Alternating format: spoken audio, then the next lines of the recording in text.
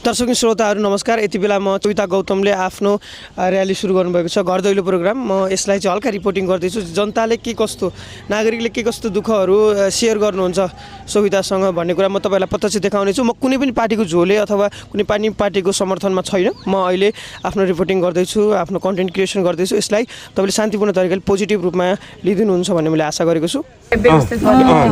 धेरै गाह्रो बस्ने बाँच्नै गाह्रो सुत्नै बा हामी झिमिक्कै सुते छैन ऊ कति जानु पर्छ हिजो अस्ति राको बालेर बस्दाखेरि नसकेर हिजो यहाँ नसकेर वहाँ गएर सुत्न त्यहाँ बस्ने नसकेर पुरा त्यस्तो बिमारी नै हुनु अस्ति भइहाल्नु 2037 सालमा काङ्ग्रेसको टिकट लिएको अहिले काङ्ग्रेस छोडेर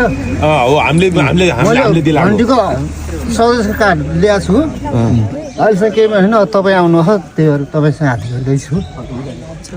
हिजो म नभई केटी केट चाहिँ कसो अब छोडेर 2037 सालको काङ्ग्रेस टिकट लिएको पोसा भन्नु त रत्नबडी दाइ छैन, केही गर्दैनन्। बरु राजीवले मलाई गाह्रो पर्छ, तिनले हेरे यी देवनगरको बाहुनहरूले हेरेन कि काङ्ग्रेस जति काङ्ग्रेस छ नि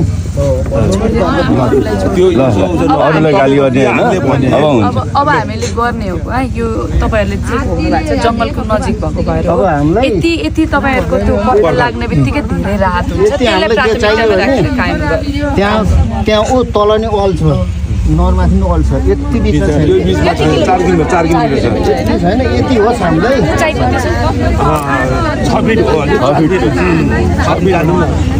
जाली त्योभन्दा माथि जाली छ।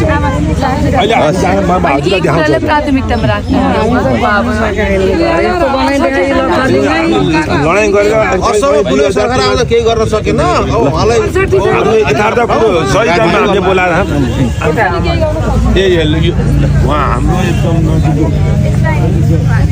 प्राथमिकतामा राख्ने काम के नभन्छ है। यति भएपछि भइहाल्छ।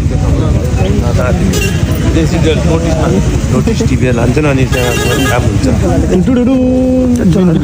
मेरो भेटमा ऊ चाहिँ हामी सामुदायिक वनमा चाहिँ ऊ गरेर चाहिँ काट्न दिएर ऊ गर्छन्। अरू कुरा छेरी पनि अहिले